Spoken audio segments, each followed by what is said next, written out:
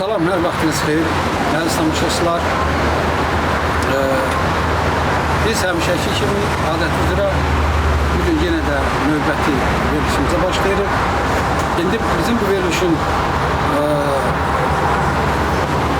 verilişimizin iştirakçısı Azərbaycanın Avropada Azərbaycan Dostları Cəmiyyətinin sədri, tanınmış jurnalist, bizim yaxın dostumuz və illərlə xalq hərəkatında vaxtilə iştirakçısı olmuş və bugün də sosial şəbəkələrdə, dünya mətbuatında Azərbaycana dəstək verən, Azərbaycan Avropa münasibətlərini, Azərbaycan, mən deyərdim, Türkiyə-Rusiya münasibətlərindən daha da inkişaf etməsinə, onların daha da sağlamlaşmasına ötürü məqalələri ilə, yazıları ilə, məşhur çıxışları ilə çıxış edən bir insandır. Bizim qardaşımız Elman Mustafazadədir və bu günləri biz səhərki bizim tədbirlə Moskva Azərbaycanlıları Milli Mədəni Muxtariyyətinin 5 illik münasibəti ilə səhərki toplantıya qatılmaq üçün bugün Hollandiyadan gəlib və biz bu günləri bizim verilişimizdə iştirak eləmək və bizim çoxlu ona olan suallarımıza cavab vermək üçün biz ondan xahiş elədik. O da məmnuniyyətlə bunu qəbul edir.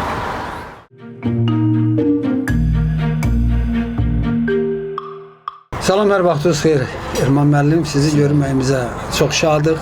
Çox sağ olun. Mən sizi həm Moskva torpağında, həm Moskva Vilayət Azərbaycanlıları Milli Mədəni Muxtariyyətinin ofisində, bu da bizim bu ofis kimidir biz üçün.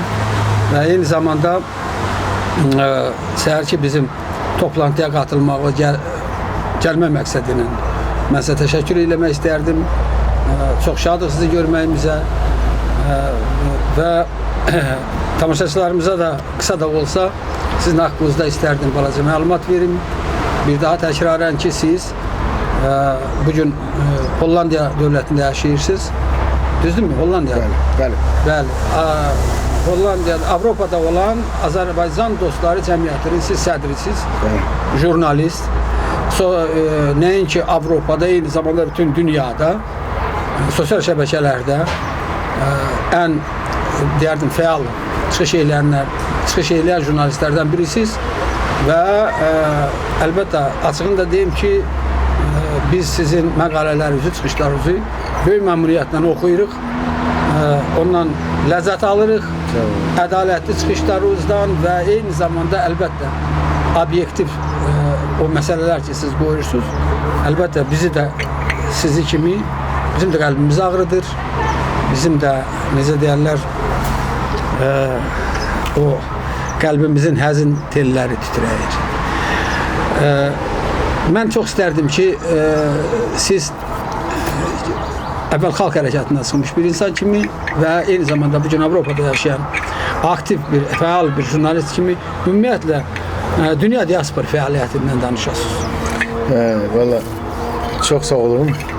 Bax, Ziyafət bəy, əvvələ məni dəvət elədiyinizə görə və sabah tədbirdə inşallah iştirak etmək üçün məni dəvət eləmişsiniz, onun üçün.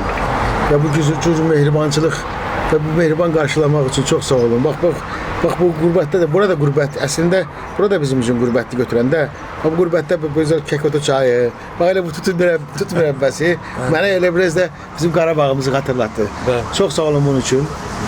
Mənə burada bir doğma səmimiyyət elə, bax hər şeyi, bax, belə doğmalı xatırlatdı. Bayaqları sizin ofisdə olanda da bütün o əşyalardan belə hamısı belə bir Azərbaycanı xatırladı. Bunun üçün çox sağ olun. Siz sağ olun. Və siz təşkilat sağ olsun. Mən dəvət elədiyiniz üçün sizin təşkilatın rəhbəri Tahir Hacıyevə, Qalib Ağayevə və elə siz Ziyafət Surğayevə və ümumiyyətlə sizin bütün sizin silahdaşlarınıza, qurbanınıza hamıza minnətdaram. Çox sağ olun. Çox sağ olun ki, məni unutmamışsınız. Vallahi belə xoşdur mənə. Çünki bax işlərim də vardı, amma sizin dəvətinizi alanda da elə sevinə-sevinə gəlirəm. Çünki adam dəvət olunan yerə gedər də, indi belə götürəndə. Bir də çox yerə dəvət edə bilərlər, amma dostlar dəvət edir bu baxımdan. Nə deyim? Ayrı sual diaspora ilə bağlı. ya əlimizdən gələn bütün fəaliyyəti imkan daxilində, hətta imkan xaricində biz fəaliyyət göstərmək məcburiyyətindəyik. Yəni əgər bizim qanımızda, canımızda Azərbaycan ruhu varsa, harda yaşamasından asılı olmayaraq biz tarixi vətənimizə xidmət eləməliyik. Çünki biz elə bir coğrafi ərazidə yaşayırıq. Elə bir müəyyən dövlətlərlə əhatə olunmuşuq ki, bizim əlimizi qoynumuza qoyub oturmaq nə vaxtımız deyil. Və elə bir məkirli düşmənlə biz qonşu yaşamağa talihdən bilməm, nədən məcbur olmuşuq ki, və hansı ki o məkirli qonşuların da çox məkirli və güclü bir lobbisi olan bir diasporası olan bir millətin qonşusu olaraq və daimi onların fitnə fəsadına məruz qalmış bir millət kimi bizim diaspora fəaliyyətimiz son dərəcə fəal olmalı və güclü olmalıdır və buna da məcburuq. Bu yöndə də kim fəaliyyət göstərsə, oğul, qız hamısını Tanrı qorusun, hamısına minnətdarıq, Və kimsə fəaliyyət göstərmirsə belə, bizim diasporamıza mane olmamaq şərti ilə xidmət edirsə, ona da minnətdarıq. Yəni, elə mane olmamaq da özü bir böyük xidmətdir. Bu cürdür. Mən sual vermədim, cavab verim. Böyük məmnuniyyətlə. Əlbəttə, biraz evvel belə sıxıram, amma bilməm, nə deysəniz, mən cavab verməyə hazıram belə. Erman bəy, hər şey öz qaydasındadır. Bilirsiniz, onu deyim ki, mən bir aparıcı kimi, yəni, yəqin ki, mən də sizin Zəfər bəy, biz öncə aparıcıdan əlavə, siz, üzümüzə demirəm, belə səmimiyyətimlə deyirəm, siz öncə bizim Rusiyada olan çox fəal bizim diaspora, mən də deyəm ki, aktivlərinə, liderlərinə birisiz. Mən sizi mərkəzi televiziyada Azərbaycanın mövqeyini, Türkiyənin mövqeyini şərəflə, cəsarətlə müdafiə edən kimi görəndə qürur hissi keçirirəm. Və sizin simanızda bu çətin anlarda, bu son prosesdə ki, bu Türkiyə-Rusiya münasibətlərinin gərgin olan vaxtlarında da və orada bütün mərkəzi televiziyada, yəni Rusiyanın mərkəzi televiziyasında Azərbaycanın, Türkiyənin mövqeyini müdafiə edən bütün jurnalistlərə, adlarını saymıram, hamısına minnətdaram. Və o cümlədən də sizlə qarşı-qarşı oturanda da inanın ki, bir aparıcı kimi yox, biz dost kimi, yəni belə demək, yəni köhnə bir diaspora fəalları kimi bir qardaş kimi oturmuşuq biz böyüzə. Çünki əqidə qardaşıyıq. Bu qürbətdə, hər ikimiz qürbətdə uzun illər yaşamışıq və bir-birimizə tanıyırıq. Mən də sizin fəaliyyətinizə qürur duyuram. Və həmişə demişəm, sizin səlis mərkəzi televiziyada, Rus dilində, Azərbaycan ləhcəsində danışmağınıza mən Hollandada işləndə mən qürur hissi keçirmişəm. Deyirəm ki, həm savadlı danışmaq, amma həm də o Azərbaycan ləhcəsi, bir Şabaq ləhcəsi çox gözəldir. Yəni bu Şirvan ləhcəsi daha gözəldir. Əlbəttə, minnətdaram. Elman bəy, mənim üçün siz həmin bir dost kimi, əzizsiz, bizim hamımız üçün əlbəttə əzizsiz və eyni zamanda o bir tərəf müqabil kimi, bir kollega kimi siz mənim üçün həqiqi son dərəcə maraqlısınız. Çünki mən sizin, biz hamımız yəni sizin yazılarınızı izləyirik. Sizin daha indi siz baxın ki, o dərəcədə ki, Azərbaycanda sizin yazılarınızı böyük məmnuniyyətlə çap eləyirlər, dərc eləyirlər bütün saytlar. Mən istərdim sizin çox yaxşı olardı fikrinizi öyrənək, fikrinizi bilək, yəni tamaşaçılar Avropada Azərbaycan diasporunun problemləri haqqında. Əlbəttə biz yaxşı bilirik ki, bu problemlər var və onun yəni həlli yollarında yəqin ki, sizdən yaxşı onu bilən, şərh eləyən ikinci bir adam tanımır. Amma deyəcəm, çünki bu günləri siz dediniz ki, səmimi söhbət eləyəcəyik. İndi siz montaj eləyirsiniz, mən özür əhli sözlərimi deyəcəm. Buyurun. Özdə biraz da istəyirəm ki, elə bəzən biraz da Qarabağ ləhcəsini danışam. Çünki ürəyim çox belə qubar eləyibdir. Və mən üzr istəyirəm bir balaca bir remarka. Ümumiyyətlə bizim bax bu telekanalın, bizim kanalın, internet kanalın əvvəl gündən yeganə bir siyasəti var. Bizdə heç bir vaxt məhdudiyyəti yoxdur, bizdə heç bir senzura yoxdur. Bizdə heç bir necələr o məhdudiyyət yoxdur. Çox gözəl. O mənada ki, mənim taleyim belə gətirir ki, mənim taleyim belə gətirir ki, mənə senzura olub demişə. Mənə tək bircə senzura olmuşdu. Azadlıq Radiosu'ndan Mirzə Xəzər, Allah ona ömrü versin.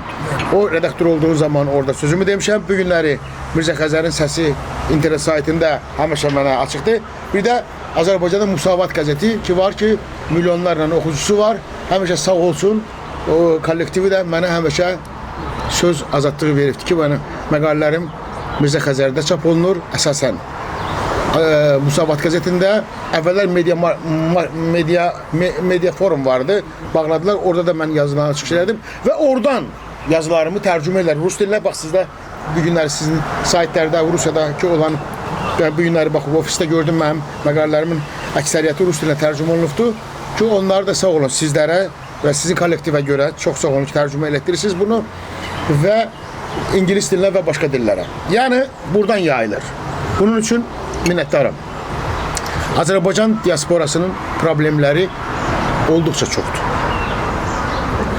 Yəni, biz bu günləri tutaq ki, belə götürək də, belə, tutaq ki, bir özbəyik, kazağıq, ya qırğızıq, yəni başqa türk xalqlarının nümayəndəsiyik, deyərdim ki, bizə diaspora ehtiyac deyil. Amma biz, bayaq dediyim kimi, elə bir məkirli düşmənlə biz üzbəyizik ki, bu düşmənin hər yerdə diasporu var və belə bir anda biz fövqəladə çiyin-çiyinə, qadınlı, qızlı, analı, bacılı, oğullu, atalı hamımız çiyin-çiyinə verib bunlara qarşı fəaliyyət göstərməliyik. Bizim diasporamızın bir problemi var. Ən başlı problemi ki, bunu biz içindən çıxa bilmirik. Dostbazlıq, bölgəçilik, yerliçilik. Mən Azərbaycanın bütün bölgəsini sevirəm. İnanın. Amma bütün Azərbaycanın diaspor liderisini Naxçıvanlı eləmək olmaz. Bu günləri hər yerdə tutaq ki, bir kongres yarat, olmayan bir kongres, bunun da başına qoyulan bir Nehrəmlini, ya bir tutaq ki, Şahbuzlunu, ya bir məsələ üçün Dərələzdini, ya mən nə bilim, başqa bir Naxçıvanın bölgəsini bununla diaspora yaranmaz. Diaspora qarşısında böyük məlumata malik olmalısan. İçində sənin, ruhunda sənin milli ruh olmalıdır. Bölgə ruhu yox, məhəlli ruhu yox. Milli ruh olmalıdır və qarşındakindən sən mübarizə aparmalısan. Və işin nəticəsi olmalıdır. Bəli. Və işin nəticəsi olmalıdır. Nəticəsi də göz qabağında. Bugün Avropada bizim elementar Hollandiyada bir 6-7 dənə ermənilərin güclü internet saytı var. Qəzetləri var, jurnalları var. Bizim nə samballı orada bir internet saytımız yoxdur. Bugün Avropada bizim internet saytımız yoxdur. Bir dənə Mirzə Xəzərin səsidir. Qayran bizim heç bir samballı sözümüzü də internet saytımız Avropada yoxdur. Elə belə reklamdır. Hərə özün reklam edir. Ermənilər bu günləri 3-cü abidə qoyur, təkcə Hollandiyada. Biz gedib bir köhnə qəbirstanlıqda bir baş daşı qoymuşuq, adın qoymuşuq Xocalı abidəsi. Və bu abidəyə 100 mindən artıq pul yığmışıq. Təsəvvür ki, 100 min. Həmin ermənilər ona böyük abidə qoyub park salırlar. 100 min vermişik bir dələduzun birinə və bu cür biz diaspora ilə fəaliyyət edirik və başqasını onlarca sizə örnək verirəm. Bir də var ki, diasporada fəaliyyət göstərən insanlara mane olan insanlar var. Xəstə insanlar var, ruhi xəstə insanlar. Bunlar da iş görmək istəyir, görə bilmirlər. İş görən insanlara da imkan vermirlər. Bizim problemlərimiz çoxdur. Amma buna baxmayaraq, o altyapı deyirlər türklərə, o gələn nəsil. Onlar yetişir. Yəni, keçmiş diasporun mücadilə etmiş vaxtı ilə yaxşı gəlib artıq tərəddüd vaxtını keçmiş insanların arxasınca gələn gənclər var. Bunlar tələbələrdir. Bunlar çağdaş düşüncəli insanlardır. yabancı dilləri bilən insanlardır və Onların gələcəyinə sizdə inam var. Çox inam var. Yəni mənim gələcəyinə, amma bu komitə ilə, diaspor komitə ilə filanla bunların olmaz. Mənim Nazim İbrahimova çox böyük hörmətim var. Çox böyük məhəbbətim var. Amma Nazim İbrahimov yaxşı oğlandır. Otur, dur, ye, iç belə. Amma Nazim İbrahimovda milli şuur yoxdur. O adam məsəl üçün onun üçün də deyirəm bir Azərbaycandır. Məsəl üçün deyirəm. Yəni onun o da düşüncəsi o cürdür. Mən Elman müəllim, bizdə biz çox saytlarda, yəni mən bir daha istinad edirəm internetə və internetdə çox oxuyuruq ki, Azərbaycanın bir çox dövlət strukturları, mən də adını çəkmirəm, onlar öz hesabatlarında yazırlar ki, çox vaxt prezidenti hesabatında, baş nazir hesabatında ki, onlar kömək eləyirlər Avropada Azərbaycan diasporuna, Rusiyada Azərbaycan diasporuna. İndi hələ bizə o gəlib 20 ildə bu kömək çatmayıb. Sizə çatın, Bilirsiniz nədir? Bunlar yəqin ki, siz alırsınız. Mən bizə nədir? Zəfər bəy, mən Moskvada bilirsiniz də mən vaxtilə Moskvada çalışmışam, işləmişəm. Mən Moskvada iş adamı olmuşam. Və o zamanlarda burada o qədər iş adamları vardı. Hərə öz bacardığını eləyir. Mən Moskvada işlədiyim zaman bilmirəm xatirinizdə var yoxsa yoxdur. Həmişə xeyriyyətçi ilə məşğul olmuşam Moskvanın özündə. Bəli. Mən yaxşı yadımdadır, çox yaxşı. Yəni bunu reklam üçün eləməmişəm, biri Allah bilsin. Vətənimin namını eləmişəm.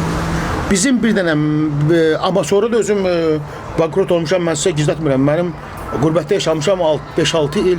Heç bir sosial köməyi olmayadan günlərlə gündə bir dəfə yemək yemişəm. Heç bir ümidim yalnız Allah olubdur. Yenə sağ olsun dostlarımın xeyir duası ilə yenidən işə qayıtmışam. Bu günlərdə yenə yavaş-yavaş qayıtdım həmən yerə. Yavaş-yavaş qayıdıram. İşi bərpa elədim. Bəli, bərpa elədim. Uzun illər sağlamlığımı da itirə əslində. Amma yenə heç bir vaxtı bütün bu proseslərdə diaspor fəaliyyətində kənarda qalmamışam.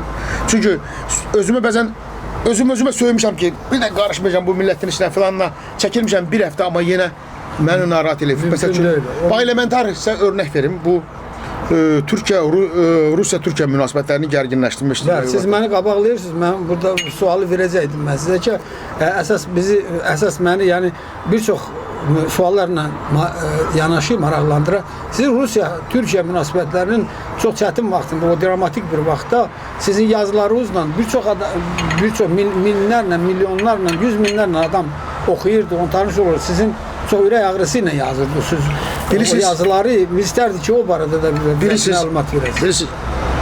Bilirsiniz, Türkiyə-Rusiya münasibətlərinin pozulması məni bir vətəndaş kimi, bir insan kimi, bir Türk oğlu Türk kimi məni olduqca narahat edir. Çünki Rusiya bizim birinci növbədə bu məsələ bizdən də yan keçmirdi. İkinci qalan yer də Rusiya bizim əbədi qonşumuzdur. Bax, bu Rusiyada oturmuşuq, gəlin səmimi söhbət eləyək. Biz Rus xalqını sevirik. Və bugün Azərbaycanda nə qədər Rus məktəbləri var. Və həmişə də Azərbaycanda qarışıq ailələr var. Yəni Rus ailələrindən Azərbaycan ailəsi. Mənim həyatda özüm o qədər xeyirxah Rus dostlarım, tanışlarım, himayədarlarım olubdur. Amma gəlin səmimiyyətimizlə deyək ki, Kreml bizə inanmır da bu heç vaxt. Nə Çar Rusiyası vaxtı bizə inanmır. Bugün yanaşır vallahi. Nə Çar Rusiyası vaxtı bizi orada götürməyibdi, nə bu SSR vaxtı. Bax, elementər deyərəm sizə ki, Olimpiya komitəsi vardı SSR vaxtı. Orada oturmuşdular ermənilər, bizim Azərbaycanlılar çıxa bilməzdilər qırağa. Futbolda hakim göndərədə daimi bizim elə idmançıları sıxardılar. Amma baxın, müstəqil olandan sonra bizim nə qədər bizim Olimpiya çempionlarımız oldu. Yəni biz qol-qanad atdıq. Yəni bizi sıxırdılar. Amma nəyə görə sıxırdı? Bunu Rus xalqı yox. Bunu məhz Kreml bizə edirdi. İnanmırdı bizə. Amma baxın, bir Ermənistanda bir dənə də heç olmasa nümunə Rus qalmayıbdı. Amma Kremlin onlara qarşı, onlara biraz münasibəti başqa cürdür də, mehribandır. Bu dostluqdursa belə dostluq olmur axı. Biz bütün millətlərə üzrəyimizi açırıq. Bugün fəxrlə deyirik ki, Azərbaycanda 30 min erməni var. Və bugün fəxrlə hər yerdə deyir ki, Azərbaycan məmurlarının 70-80%-ni bax ki, ya arvadı, ya anası ermənidir və yaşayırlar. İndi ged Ermənistanda gör, bir dənə qanında Azərbaycanın qanı, təbii ki, hamısının qanında bir Türk qanı var, o heç. Amma qəbul eləyə, onu orada yiyərlər. Və buradan da Kreml bizə inanmır. Amma bax, gəlmişik, bax, bu günləri, bax, sizin bu günləri ofisinizdə nə qədər ruslar, ne gözəl mehribanlar. Valla istər qadın, istər kişi, istər mehriban. Mən bundan qabaq bir neçə gün oldum Belarusda. Necə mehribançılıq. Yəni Slavyan xalqı ilə Türk xalqı bir-birinə bunlar əslində mən sizə bir dənə diqqətlə mənə qulaq asın. Bu günləri Slavyan-Türk yaxınlaşması bir çox dövlətləri narahat edir. Və bunlar elə bir ki, gecə-gündüz istəyirlər ki, bunları qarşı-qarşıya qoysunlar. Və bunu qarşı-qarşıya qoymadan iki dənə böyük, qüdrətli bir xalqı, iki güclü bir milləti, hansı ki, tarixdə həmişə bunlar imperiya sahib olmuş milləti zəiflətsinlər. Mən bunu istəmirəm. Ona görə mən buraya ağısını yazırdım. Və Erdoğan böyük səhv elədi. Amma təbii ki, Putin də ondan az geri qaldı. O da səhvə yol verdi. Yəni bunu dərinləşdirdilər. Hərçəndi bu məsələni həll eləmək olardı. Yəni diplomatiya var, o cümlədən də qarşılıqlı. Ümumiyyətcə bu son 20 ildə Türkiyə-Rusiya qarşı yaxınlaşması böyük dövlətləri narahat edirdi. Avropanı narahat edirdi. Başqa NATO dövlətləri də vardı, narahat edilər. Çünki Rusiya-Türkiyə yaxınlaşması təsəvvür edin ki, bu dünyada sülh deməkdir. Deməli, əmin-amanlıq deməkdir. Bu iki dənə qüdrətli dövlət bir-birinə yaxın olaydı. Amma bunu da pozamaq istəyən dövlətlər var. Bundan da istifadə edirlər. Bu yəqin ki, bu son proseslərdə Rusiyada gedən telekanallarda gördünüz özünüz də. Mən də ürək ağrısıyla seyr edirdim. Ona görə bu məqaləni də yazdım ki, yəni Türk-Slavyan tandemi. Çünki bunu mən əsaslandırdım və çox şadam ki, Rusiyada yaxşı qarşılandı. Hətta mənə də məktublar gəldi. Bugün də çox sağ olsun sizin hamısı mənə təşəkkür edirlər. Mənim üçün də bir qürur hissi keçirdim ki, doğrudan da deməli bu məqalə yaxşı qarşılanıbdı və bugün də yenə deyirəm, mən Türkiyə, Rusiya yaxınlaşması, bir olması, qardaş olması tərəfindəyəm. 250 min rəsmi olaraq Rus qadını Türkiyədə ərdədir. Hər birisinin orta hesabla 3 övladı var. Biraz keçməz 1 milyon Rus tərəfdarı təkcə Türkiyədə var. Və bunun qarşılığında Rusiya kimi bir ölkədə Türk düşmançılıq aparmaq, Türk örgəncilərə qarşı, Türk iş adamlarına qarşı yəni qeyri-insani hərəkət eləmək Rus xalqına yaraşmaz. Rus milləti geniş qəlbli millətdir. Bunu kimsə durur arxasında və bundan düşmən istifadə eləyir. Düşmən bundan öz xeyrinə istifadə edir. Mən Rus xalqı ilə Türk xalqının qardaş olmasını istəyirəm, dost olmasını istəyirəm. Bunun içində də o cümlədən də Azərbaycan və Rus xalqı bilməlidir ki, bizim ağır problemimiz var. Bizim torpağımız işğaldadır. Mən bunu yazımda da qeyd edirəm. Heç bunu gizlətmək lazım deyil və sabah görüşümdə də deyəcəm, bunu işğal eləyən erməni deyil. Bunu işğal eləyən Sovet ordusu, yəni Rus əskəridir, ordusudur. Yəni Rus xalqı demirəm mən. Ermənilər orada sadəcə bələdçi olublar. Mən inanıram ki, Rus ziyalıları, Rus aydınları, Qafqazda gedən prosesləri, o cümlədən Azərbaycanın başına gələn bəlaları, onlar həqiqətən bilsələr, onlar buna yol verməzlər. Yəni, mən çox arzu edərdim ki, Rus xalqının bizə olan münasibəti kəş onun 20% Kremldə olaydı. Bax, onu arzu edirəm. Çox yaxşı fikir söylədiniz. Elman bəy, mən istərdim ki, bu qlobal Türkiyə-Rus münasibətlərindən biz yenə də Azərbaycan mövzusuna qaydaq. Bilirik ki, bir neçə gündən sonra Dünya Azərbaycanlılarının Bakıda toplantısıdır. Siz orada dəvətlisizmi? Yox, mən orada dəvət edib deyiləm. Hətta orada mənə dost olan insanları dəvət eləmirlər. Bilmirəm nəyə görə. Orada bizi dəvət eləsələr də, eləməsələr də qətiyyən o mənim fəaliyyətimə ya mənfi, ya müsbət təsiri yoxdur. Diaspora üçün mən Qarabağlıyam. Yəni Azərbaycanda bu gün gizlətməyəndə, Azərbaycan mən məqaləmdə yazmışam. Azərbaycanda bu günləri Qarabağ cəmaatına qarşı ögey münasibət var. Bunu uşaqdan tutmuş böyüyə hamı bilir. Ola bilsin ki, dövlət rəhbəri və rəhbərin xanımı, qismən bunun qarşısını almağa çalışırlar. Burada görükür. Amma orada oturmuş köhnə insanlar var ki, bunlar hələ ki, məsəl üçün Qarabağlı, Şirvanlı, Muğanlı, Bakılı belə bir proseslərdə ögey elə münasibətləri qızışdıran insanlar var. Amma məncə bu da tədricən yəqin ki gedib keçər. Çünki 21-ci əsrdir. Mənim dostlarım bax bu Moskvada gəlmişəm. Bax indi sabah da görüşəcəm. Naxçıvanlı da var. Astaradan var, Lənkərandan var. Hamımız qardaş olmuşuq. İllərlə çiyin-çiyinə çalışmışıq. Bu gün də qardaşıq. Bizi bölə bilməzlər. Bizi düşmən bölə bilər ki, bizi zəiflətsinlər. Amma Rusiyanın Azərbaycanda, Kremlin Azərbaycanda 5-ci koloniyası var ki, bunların ən böyük arzusu bölgəçiliyi dərinləşdirməkdir. Mən çox şadam ki, ölkə rəhbəri və ölkə rəhbərinin xanımı da bu negativ, bu illərlə formalaşmış bu qeyri-insani adətə qarşıdırlar və güman edirəm ki, yəqin ki, buna bir nöqtə qoyacaqlar. Çox yaxşı. Erman bəy, mən bir sual vermək istərdim sizə. Biz iki Azərbaycanlı kimi, biz bəlkə bu sualı biz özümüzə verək ki, doğrudan mı bütün bizim bəlalarımızın səbəbi yəni o внешний faktordur. Yəni kənar amildir. Yəni biz öz gələcəyimiz üçün bir millət kimi biz hər şeyi eləyirik. Tutalım, o tip sahəsindən tutmuş, kənd təsərrüfatından tutmuş, iqtisadiyyatımızdan tutmuş, təhsil təhsil sahəsindən tutmuş. Yəni bütün hər şeyi biz eləyirik vətənimizin çiçəklənməsi üçün və yeganə bizə mane olan ancaq ermənidir. Biz bundan razılaşarıqmı bugün? Bilirsiniz, biz öz bu günləri öz daxili düşmənlərdən danışmaq lazımdır mı? Elə mən onu demək istəyirəm vallahi. Ziyafət bəy, inanın ki, siz Allah ömür versin sizə.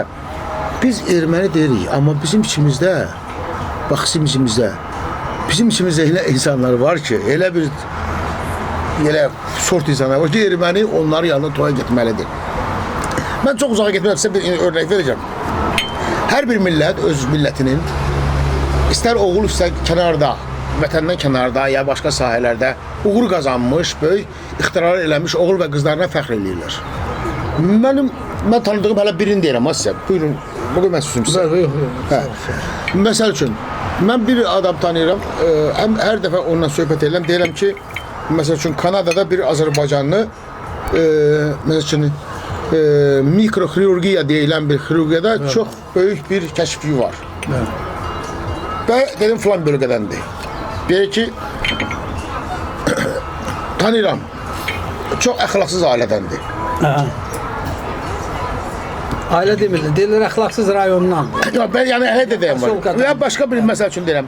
Bir dəfə biz dedim ki, bizim Fransada bizim bir çox gözəl bir tutaq ki, xanım var, Azərbaycan üçün çox böyük işlər görür. Məsələn, ismini çəkmirəm mən.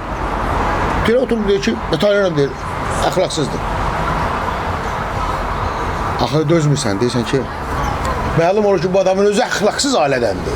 Əxlaqsızdır, bunu necə deyirlər, o atası da bəlli deyil. Belə insanlar başqa millətlərdə tutaq ki, bir işlərədir, amma bizdə çoxluq təşkil edir. Bizdə bir paxıllıq var. Biz iş görən insanlara, özümüz iş görənməsi ona paxıllıq edirik. Ben size bir tane örnek vereyim, hiç böyle demiyorum. Tanımadığım bir Hollanda'da bir tane jurnalist peyda olubdu. Sosyal şəbəkələrdə yazır ki, güya mən həbsxanaya düşmüşəm, kimsə mənə yemək gətirib. Avropada həbsxanaya yemək gətirmirlər. Üzün görməmişəm, inanın. Bu da jurnalist özdə. Özdə bu Azərbaycanda çap olunur bu adam. Ha elə deyirəm ki, bunun üzün görən falan. Bu insanlar, bu cür insanlar, yani xarab insanlar bizdə çoxdur. Və biz başımızı buna belə insanlara qatdığımız zaman bizim fəaliyyətimiz də zəifləyir. Amma biz belə kənar adamlara əhəmiyyət verməsək, o bizdə məsələ var, deyirik, it uğrar, kərvan keçər. Biz itin hürüşünə kərvanı saxlayırıq. Bax, bəlamız budur. Əgər bu itlər hürürsə belə, biz kərvanı saxlamasaq, yolumuzla davam eləsək, biz istədiyimiz uğurlara nail olacağıq. Amma biz bəzən böyük bir kərvanı bir qancıq itən hürüşünə görə üzr istəyən bu məsələdə saxlayırıq və başımız orada qarışır və bir də gedir yetişir mənzil başına ki, düşmən istədiyinə artıq nail olubdur. Yəni bu bizim daxili, bu bizim düşmənlərim. Bir də ki, birisi nətərdir, indi müstəqil dövlətik. Sovet zamanı ola bilərdi, biz istəyərdik ki, müəyyən bir komanda quraq, orada əldə kompromatlar əldə eləyək, anası erməni, arvadı erməni gətirək yanımıza ki, səs eləmə, kirin. Amma indi biz milli dövlətik, müstəqil dövlətik, biz milli dövlət olduğumuz kimi Azərbaycanın içindən yetişmiş, Azərbaycan içindən çıxmış, Azərbaycan millətinə məxsus insanları hakimiyyətə gətirməliyik. Bu olsun. Azərbaycan türkü, talışı, ləzgisi, amma bu erməni və erməni qarışıqların artıq vaxtıdır. Bunları hakimiyyətdən uzaqlaşdırmağın vaxtıdır. Bunları biz nöqtə qoymalıyıq. Bunlar artıq bizə işləmir. Bir də ki, Rusiya bizim dost dövlətimizdir, qardaş dövlətimizdir. Bizim ölkəmizdə nə heç bir dövlətin 5-ci koloniyasına imkan verməməli. Bunu araşdırıb tapmalı, bunun qarşısı alınmalıdır, bunun təşkilatçıları həbs olunmalıdır. Azərbaycan yalnız öz qanunlarına, öz konstitusiyası ilə idarə olunmalıdır. İkinci qalan yerdə bir çox bizim özümüzün spesifik adətlərimiz var. Azərbaycan türkü heç vaxtı qadına nə əldə qaldırmayıbdır, nə qadına düşmənçilik eləməyibdir. Bu günləri Azərbaycan qadınlar həbsxanalarında xırda işlər üçün qadınları həbsxanaya atırlar. Elman müəllim, siz deyirsiniz ki, qadınları həbsə atırlar. Bəli. Müəyyən xırda problemlər üçün, ya bir məqalə üçün, ya bir ictimai fəaliyyət üçün, ya bir insan hüquqlarının müdafiəsi üçün qadınları həbsə atmaq bizə yaraşmaz. Nə bizim milli adətimizə qətiyyən yaraşmaz. Azərbaycan türkü həmişə qadına məhəbbətlə, hörmətlə yanaşıbdır. Qadın Azərbaycanda anadır, bacıdır, qızımızdır və bizim gələcəyimizdir. Millət qadının çiynində yaşayır. Millətin varlığı qadınların çiynindədir. Və varlığımız da, dilimiz də, adətimiz də və qadınları həbsxanaya atıb qadın qüruru sındırmaq bizə yaraşmaz, yol verilməzdir. Mən bunun əleyhinəyəm. Gəlin bunu qəbul eləsə də, eləməsə də mənim şəxsi adı nədir, fikirlərimdir. İkinci qalan yerdə sabah böyük tədbirimiz var. İcazə verin, yenə sizi bu tədbir münasibəti ilə təbrik edeyim. İkinci qalan yerdə bu sizin bu telestudiyanızı açmışsınız və bu gözəl fəaliyyəti göstərirsiniz. İstər gözəl qəzetiniz, saytınız.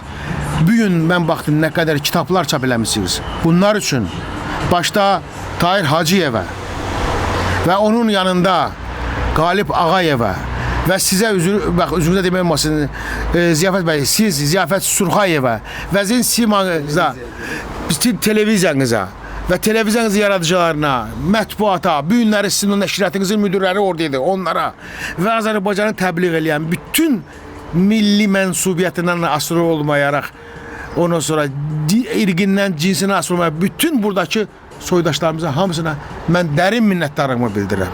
Sağ olun, var olun. İnanın, sizin əməyiniz heç vaxt itməyəcəkdir, unudulmayacaqdır. Siz ki, bu qədər iş görürsünüz Azərbaycan üçün, özü də bir kimsədən göstəriş almadan, maddi köməyi almadan, bax, budur fəaliyyət, bax, budur mərdlik. Pul qazanmaq yaxşı şeydir. Burada rəsmi 6 dənə milyarderimiz var, onlarca milyonçumuz var. Amma çox təəssüflər olsun ki, mədəniyyətə, ziyalıya, milli mədəniyyəti təbliğ eləməyə, tariximizi təbliğ eləməyə ortaya çıxardıb maddi kömək eləyən yoxdur. Çox azdır. Bu günləri milyonçumuz çox, amma içində Zeynalabdin Tağıyevimiz yoxdur. Bugün Azərbaycanda məmur oliqarx milyonçular var, amma mədəniyyətə digər ki, pul vermirlər. Biz son illər mədəniyyət düşməni olmuşuq, amma bizim az yalavac qonşularımızın hər yerdə istər internet TV'ləri, istər normal TV'ləri, qəzet, mətbuat, təbliğat vasitələri onlarca, yüzlərcədir. Belə bir düşmənlə üzbəüz olduğumuz zaman və bizim Rusiya kimi 2 milyon yarımdan artıq yaşayan potensial gücümüz olan bir yerdə və onlarca bizim milyonçularımızın yerləşdiyi Rusiyada yalnız güc bir nəfərə, 2 nəfərə düşməsi ayıbımızdır bizim. Bax bu məni narahat edir və mən əvvəlki iş adamı deyiləm. İnanın ki, amma arzum var. Allah sağlamlıq eləsin, olum. Və inanın ki, heç kim öləndə görünəşini aparmayacaqdır. Mən də istəyirəm ki, bu millətin yolundan əks eləyəm, amma mənim dostlarım da inciməsinlər məndən. Elə mən baxıram ancaq bu işlərdə Tahir Hacıyev sağ olsun, var olsun. Qalib Ağayev sağ olsun, var olsun. Siz sağ olun. Ziyafət bəy, siz, Surxayev, siz və digər dostlar hamısı, hansı ki, hərə öz bacardığıyla, siz Rusiyada doğrudan bu ağır vaxtlarda çox gözəl işlər görmüşsünüz. Mən bunu ürək ağrısından deyirəm ki, var olun. Mən sizi bağrıma basıram, hamınızı. Minnətdaram, sabah da bir yerdəyik, bürsün də bir yerdəyik. Çox böyük layihələr var, onda sizlə bərabər müzakirə edəcəyik. Bağrıma basıram sizi, sağ olsun. Rusiyada yaşayan bütün Azərbaycanın adını, onun necə deyirlər, adətini, ənənəsini yaşadanlara, onun başına baş ucalı gətirən insanların, oğullu qızlara hamısına minnətdaram. Qadınlarımızın əlindən öpürəm, kişilərimizin əlini sıxıram. Var olun, sağ olun. Tanrı bizim millətimizi namərdlərdən qorusun və iş namərdlərimizdən qorusun.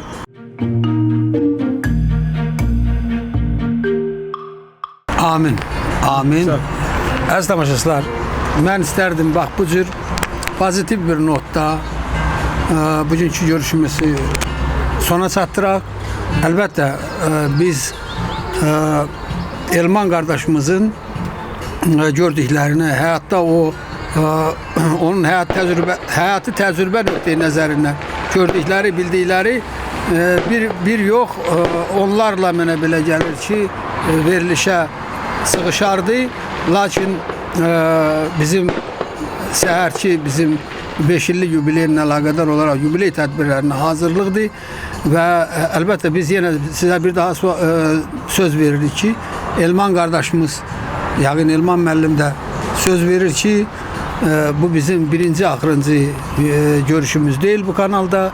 Biz yenə də görüşəcəyik və əlbəttə problemlər çoxdur, müzakirə eyləməli problemlərimiz çoxdur və Elman müəllim bir yaxşı söz dedi, bu yaddan çıxdı və Elman müəllim dedi ki, biz heç də kiminsə şəxsiyyətinə toxunmaq məqsədi ilə tənqid eləmirik və etməməliyik. Əlbəttə, bu birinci gündən bizim internet kanalda bax, bu siyasəti yeritmişik ki, biz heç kimin şəxsiyyətinə toxunmuruq. Amma konstruktiv tənqid, hər tərəfli tənqid, əlbəttə, bu çox xeyirlidir və belə tənqidlər də olacaq, tərif də olacaq. Kim nəyə layiqdir, onlar haqqında biz öz telekanalımızda bir daha deyəcəyik, danışacağıq. Elman müəllim, çox sağ olun. Çox sağ olun. Və yeni görüşdənədək əziz və bizim gözəl, şirin dinləyicilərimiz. Salamat qalın. Çox sağ olun. Minnətdaram, sağ olun.